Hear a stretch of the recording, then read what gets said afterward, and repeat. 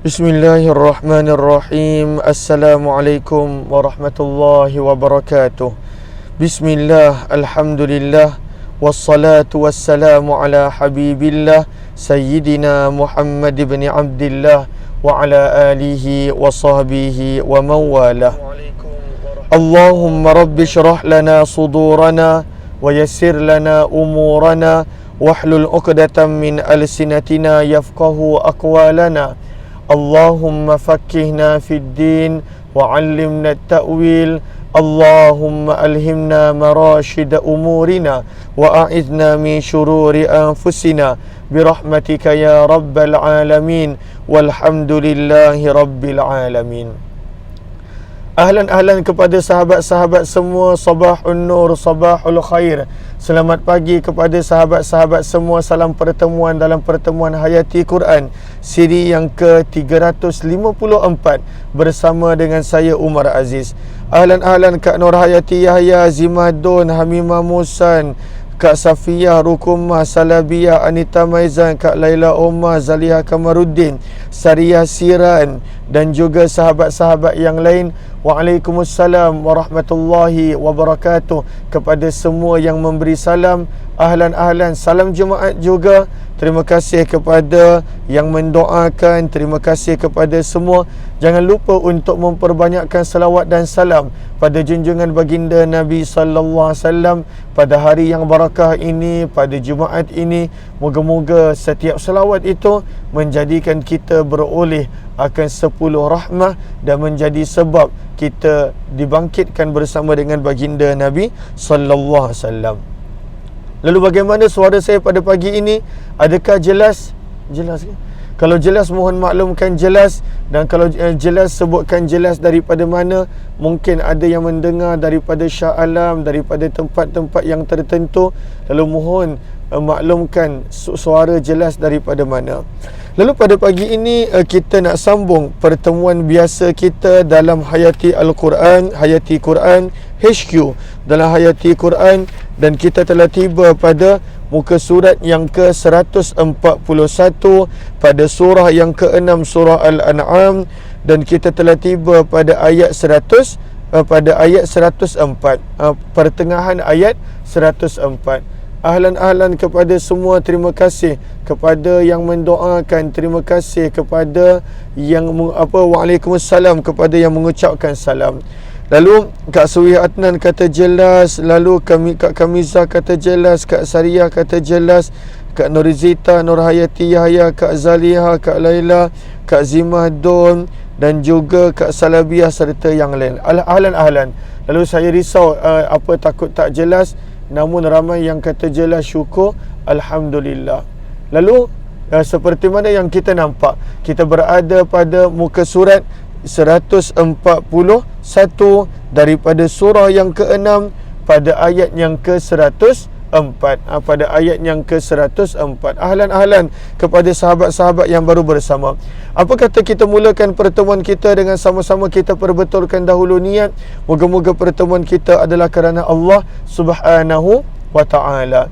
Nawaitu ta'alluma wa ta'lim wa tadhakkura wa tadhkir wa naf'a wal intifa' wal ifadata wal istifada wal hatha ala tamassuki bi kitabillah wa sunnati rasulillahi sallallahu alaihi wasallam wa du'ai ila al-huda wa dalalati ala al-khair ibtigha'a wajhillah wa mardatihi wa qurbih wa thawabih. Amin ya rabbal alamin.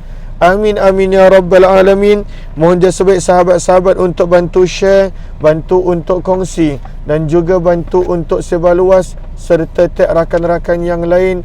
Moga-moga lebih ramai yang beroleh manfaat, moga-moga lebih ramai yang beroleh kebaikan, insya-Allah.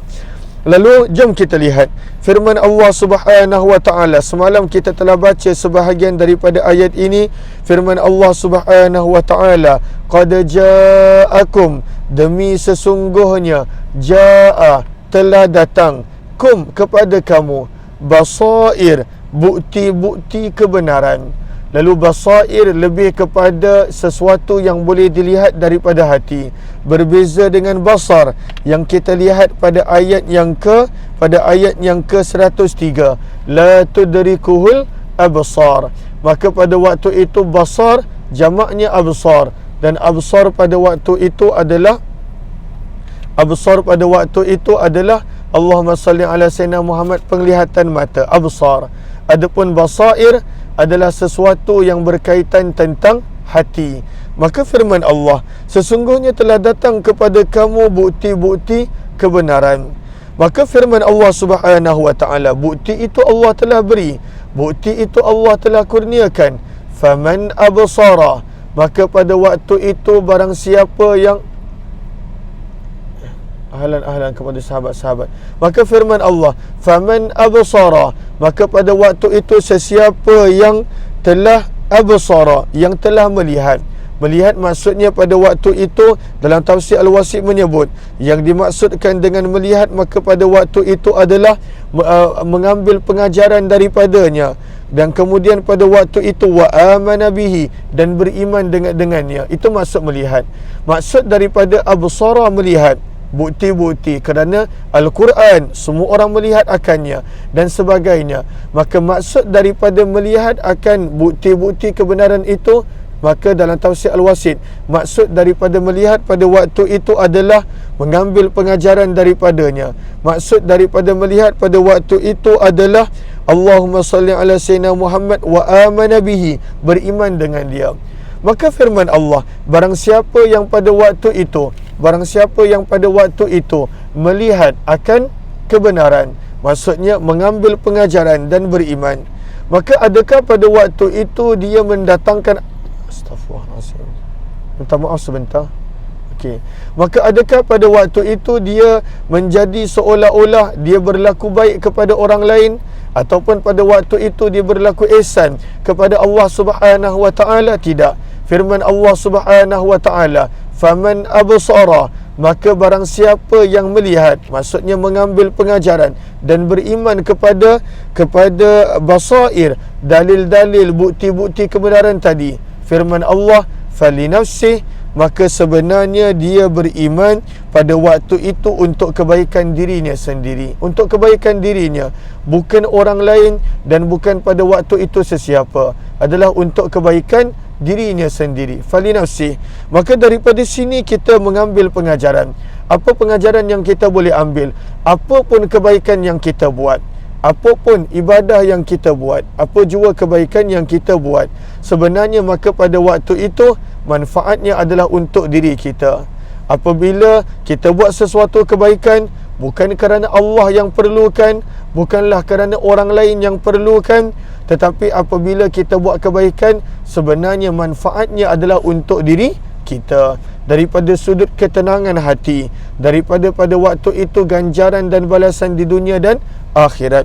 Maka sebab itulah firman Allah Subhanahu wa taala, maka barang siapa yang melihat, maksud daripada melihat mengambil pengajaran, maksud daripada melihat pada waktu itu adalah beriman. Maka firman Allah Subhanahu wa taala, maka barang siapa yang mengambil pengajaran dan beriman dengan tanda-tanda kebenaran tadi, falinafsih, maka untuknya, untuk nafsih dirinya, manfaat itu adalah untuk dirinya.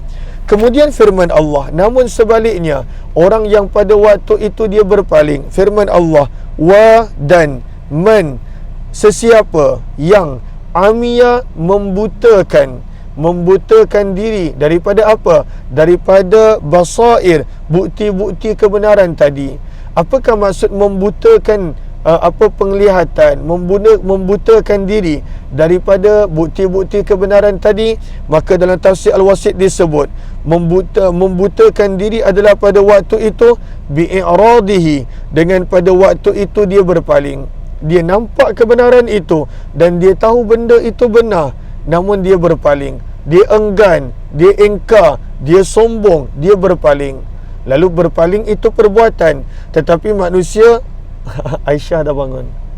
Allahumma salli ala sayyidina Muhammad. Okey. Tak apa, dia sambung tidur situ. Okey, ahlan, afwan. Sebab dalam perjalanan lalu banyak latar belakang gambar apa background scene dia. Okey, lalu dia sambung tidur situ. Malam tadi dia tak tidur dan sebagainya. Okey, maka firman Allah Subhanahu wa taala, wa man amiya, dan orang yang membutakan diri. Maksud daripada membutakan diri, dia berpaling. Berpaling itu perbuatan, tetapi manusia pada waktu itu berpaling. Kenapa dia berpaling? Kerana pada waktu itu dia sombong, kerana pada waktu itu dia enggan, kerana pada waktu itu dia ingkar. Maka ini sebab manusia berpaling. Maka firman Allah, pengajaran pertama kita ambil, apa jua kebaikan yang kita buat, manfaatnya adalah untuk diri kita. Namun pada waktu itu apa jua keburukan, berpaling daripada kebenaran kerana sombong, kerana enggan, kerana ingkar, maka firman Allah Subhanahu wa taala kena ingat, fa'alaiha, maka ala, ke atas, hanya, fa'alaiha, maka ke atasnya. Apakah yang ke atasnya? Keburukan, mudarat pada waktu itu adalah ke atasnya. Assalamualaikum Aisyah. Assalamualaikum. Boleh? Sini. Meh. Pijak sini. Tak nak. Pijak sini. Pergi kat Umi. Okey. Ambil yang baru punya. Okey. Minta maaf.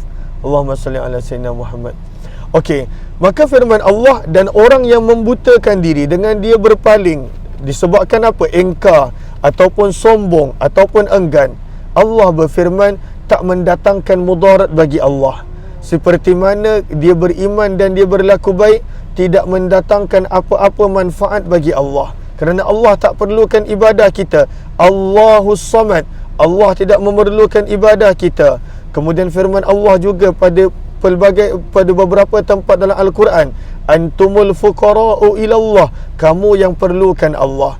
Maka sebab itu firman Allah, apabila kamu beriman, manfaatnya adalah untuk diri kamu. Apabila kamu berpaling, maka mudaratnya adalah untuk diri kamu. Fa terjemahnya maka, ala terjemahnya ke atas, hanya. Lalu atas itu memberi makna mudarat, atas itu memberi makna keburukan, maka mudaratnya kembali kepada kamu, maka keburukan itu kembali kepada kamu. Maka daripada sini sebenarnya Allah Subhanahu wa taala nak menegaskan, apa jua yang kamu buat daripada beriman ataupun berpaling daripada kebenaran, maka pada waktu itu langsung tidak memberikan kesan kepada Allah, langsung tidak memberikan kesan kepada baginda Rasulullah. Yang mendapat manfaat daripada iman adalah kamu, wahai manusia.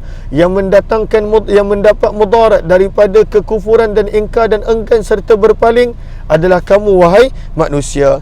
Maka sebenarnya ayat ini lebih kurang sama dengan ayat yang lain, ayat yang mana ada pada surah Al-Isra. Surah Al-Isra, kita boleh buka sebentar surah Al-Isra pada juz yang ke-15. Surah Al-Isra pada juz yang ke-15. Sebentar kita lihat.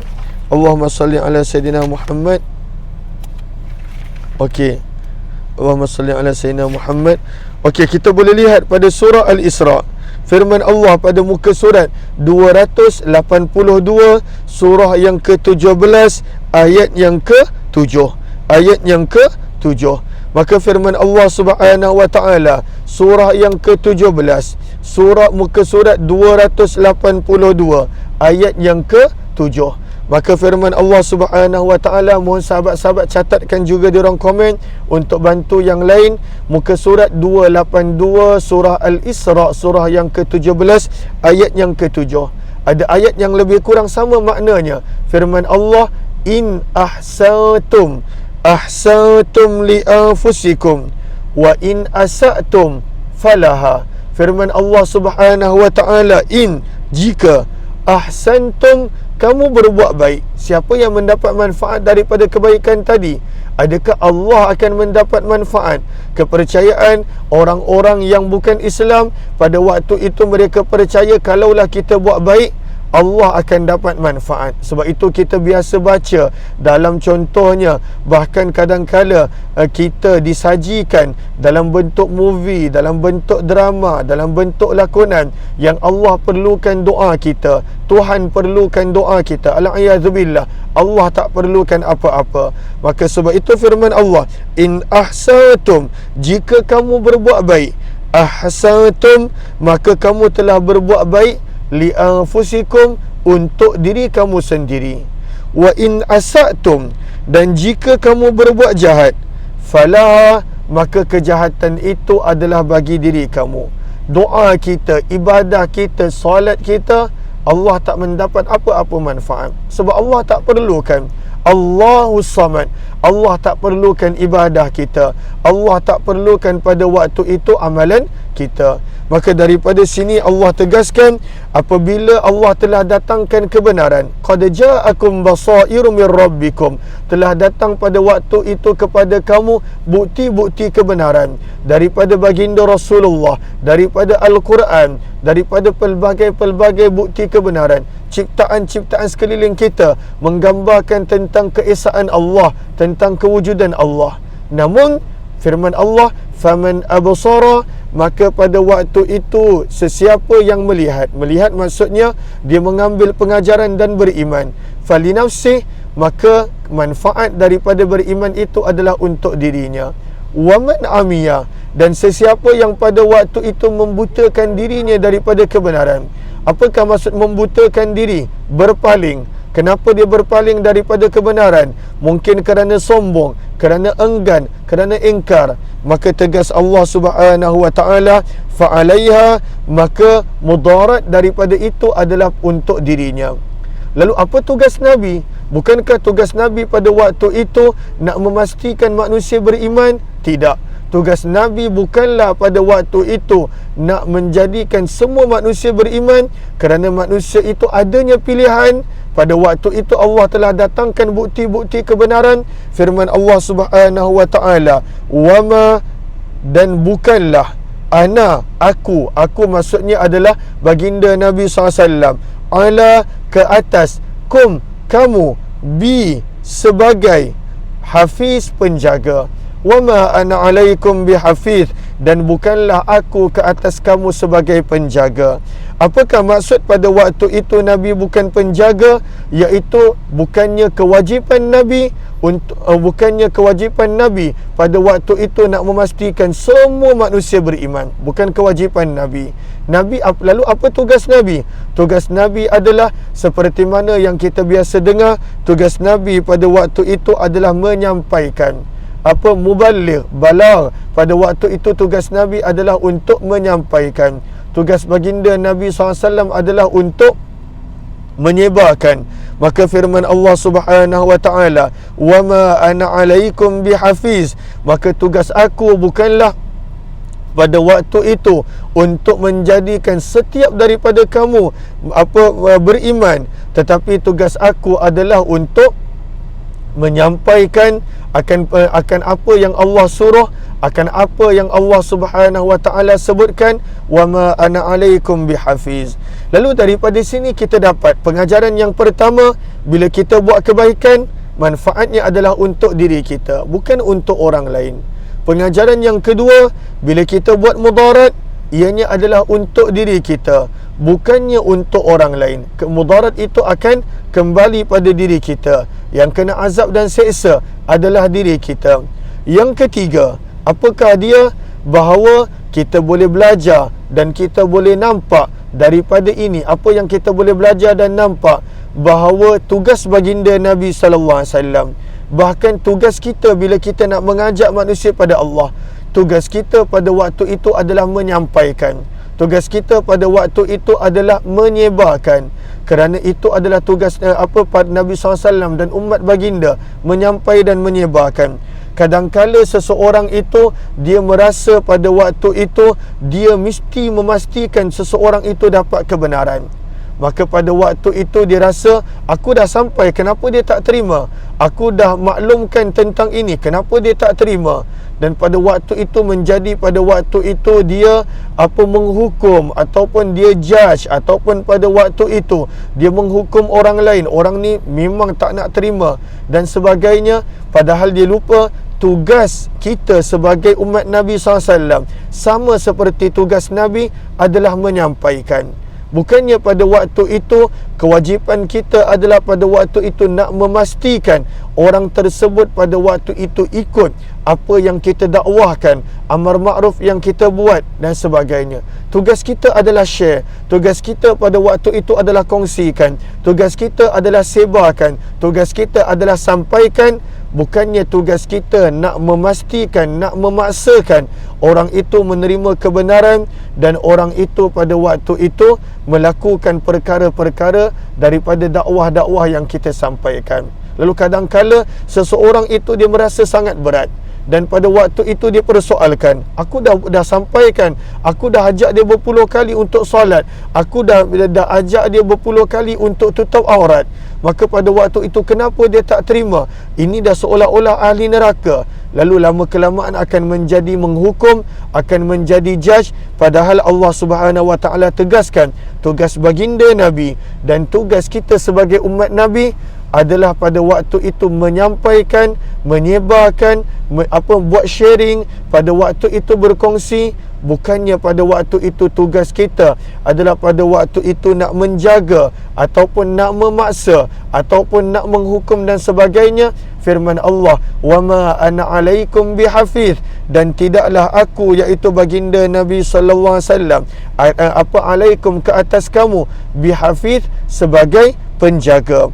Akan tetapi tugas aku, sebab itu dalam tafsir Al-Wasit disebut wa innama, namun sesungguhnya tugas aku adalah al-balagh, menyampaikan, dan Allah lah yang pada waktu itu yang akan memberi balasan jika kamu menerima dakwah ini dan ataupun memberi hukuman jika kamu menolak akan dakwah ini. Seterusnya pada ayat yang ke-105 Allah Subhanahu Wa Taala menerangkan bahawa Al-Quran ini tugasnya, fungsinya pada waktu itu adalah untuk menerangkan tentang ayat-ayat Allah. Lalu ayat-ayat Allah itu bila diterangkan ada dua golongan.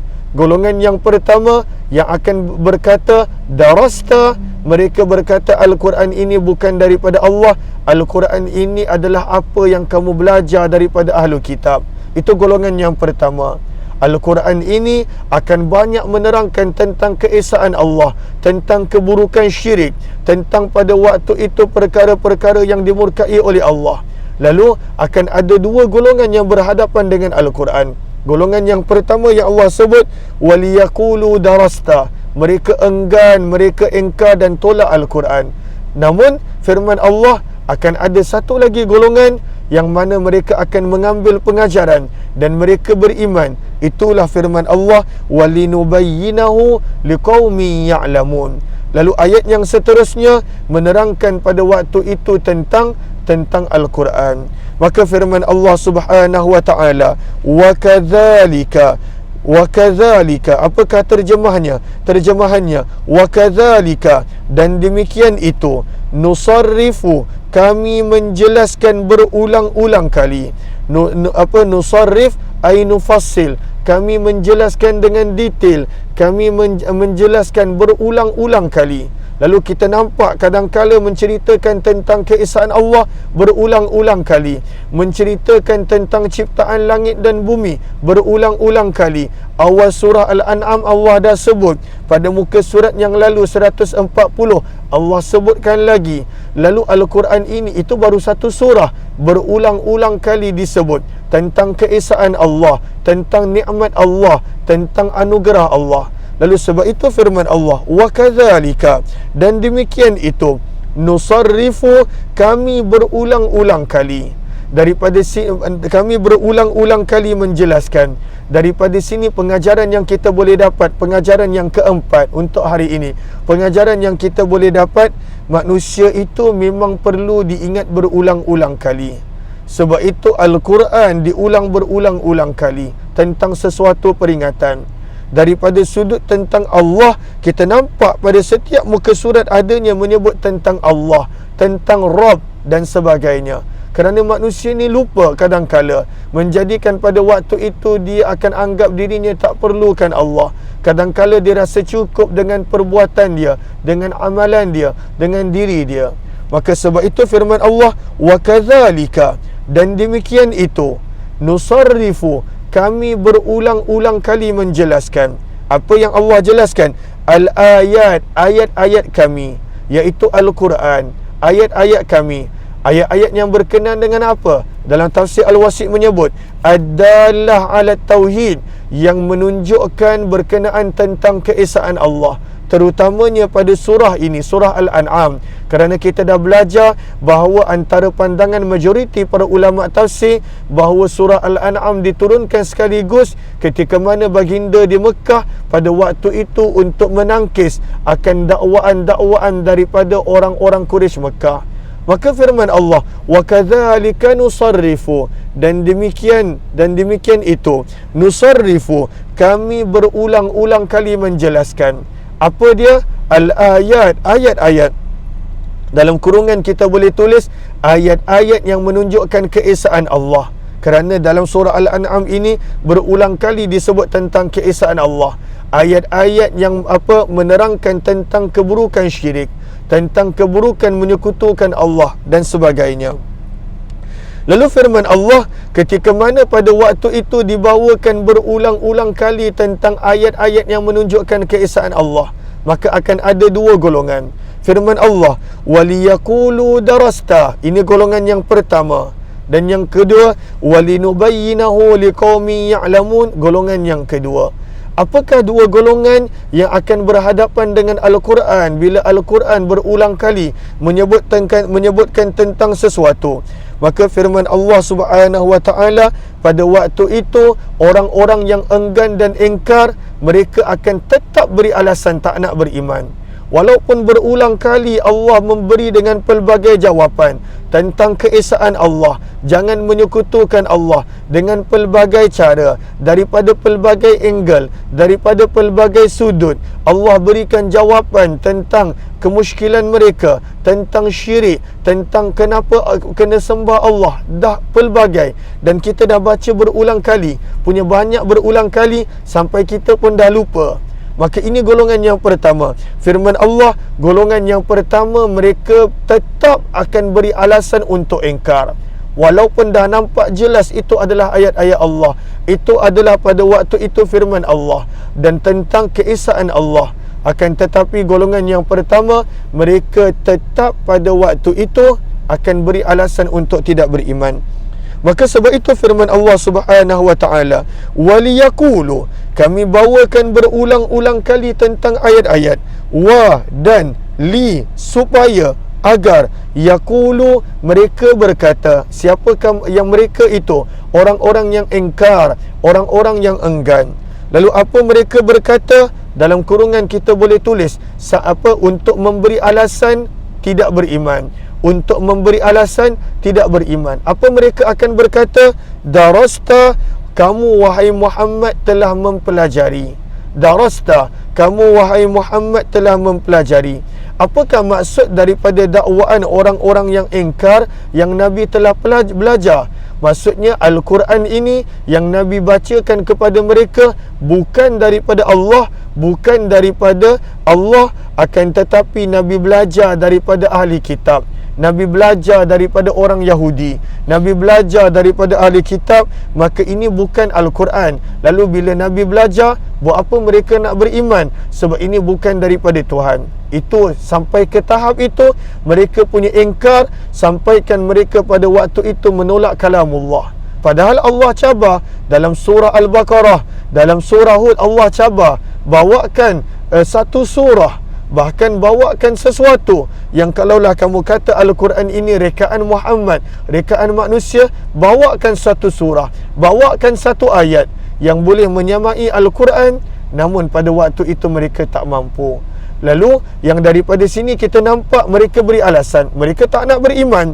Tak nak beriman tu kerana diri sendiri. Ayat yang 104 kita dah baca, mereka membutakan diri, berpaling daripada kebenaran. Waman amiyah, tetapi diberi alasan. Orang yang tak nak beriman, dia akan beri alasan. Lalu macam kita nampak alasan mereka apa dia?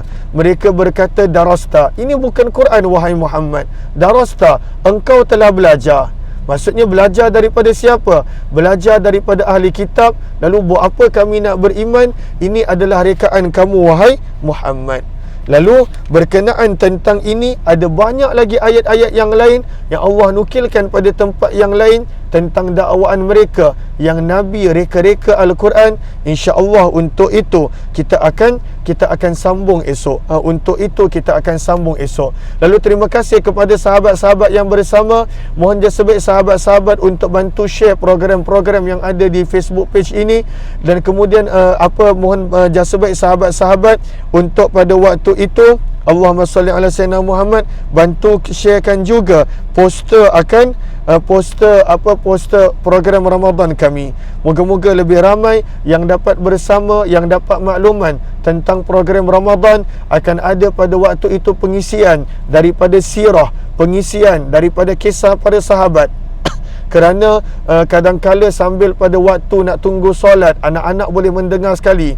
Dan sengaja saya ambil kali ini kisah-kisah sahabat yang pemuda-pemuda sahabat. Lalu kisah-kisah para sahabat. Ada juga pengajian fiqh, ada juga pengajian tauhid, ada juga pengajian pengajian pada waktu itu daripada sudut tasawuf, ada juga pengajian adab, dan ada juga pada waktu itu tadarus Al-Quran. Tadarus Al-Quran. Dan mudah-mudahan ini akan menjadikan sahabat-sahabat dapat melapangkan masa. Semua ni percuma. Program ni percuma, tak ada sebarang yuran dan sebagainya. Maka boleh bantu untuk share, bantu untuk kongsi. Poster tu kalaulah setakat ini yang telah bantu share adalah sebanyak 18 orang. Terima kasih saya ucapkan. Saya hargai sangat kepada 18 orang yang telah bantu share poster tersebut. Saya kalaulah nak buat Facebook ads dan sebagainya, saya tak berapa pandai. Dan saya tak berapa pandai. Lalu saya nampak 18 orang telah share poster tu kat mana? Poster tu kalau buka Facebook saya je, pada waktu itu dah adalah posting yang pertama, telah dipinkan di situ. Buka je Facebook page Umar Aziz, dah jumpa poster tu. Lalu mohon sharekan poster Rohani Ramadan. Terima kasih kepada yang telah bantu share. Moga Allah balas dengan sebaik-baik ganjaran. Bukan apa, sebab Ramadan semakin dekat, kadang-kala ada orang kata tak ada pengisian. Maka pengisian ini sepanjang hari ada pengisian, daripada sebelum subuh sampailah lewat malam. Dan tadarus pula kita akan buat 3 kali, kerana saya berniat untuk dapat 3 khatam. Lalu juz 1 tu kita akan baca 3 kali. Bahkan setiap juz kita akan baca 3 kali. Lalu orang yang tak sempat belah pagi, maka boleh tengah hari. Tak sempat tengah hari, boleh malam. Maka ini tadarus kita buat untuk diri saya dan untuk sahabat-sahabat. Saya niat untuk khatam 3 kali khatam. Bahkan kalaulah lebih baik, kalau kita nampak sebanyak mungkin khatam kita buat lebih baik, kerana Ramadan itu adalah bulan Al-Quran. Lalu sambil kita belajar, sambil kita menuntut ilmu, pembacaan Al-Quran jangan kita tinggalkan, kerana Ramadan adalah bulan Al-Quran. Lalu mohon sahabat-sahabat untuk bantu share, bantu untuk kongsi dan juga sebarkan. Itu pun dah cukup bagus untuk sahabat-sahabat bantu ajak yang lain untuk bersama. Dan kalaulah ada yang untuk membuat pembelian kitab, tarikh akhir pembeliannya adalah pada 28 hari bulan 3 insya-Allah, supaya pada waktu itu tahu berapa banyak kitab yang perlu untuk didapatkan. Lalu terima kasih kepada semua. Jumpa lagi pada pertemuan yang lain. Wabillahi taufiq wal hidayah. Assalamualaikum warahmatullahi wabarakatuh. Perbanyakkan selawat kepada yang dapat menunaikan solat Jumaat.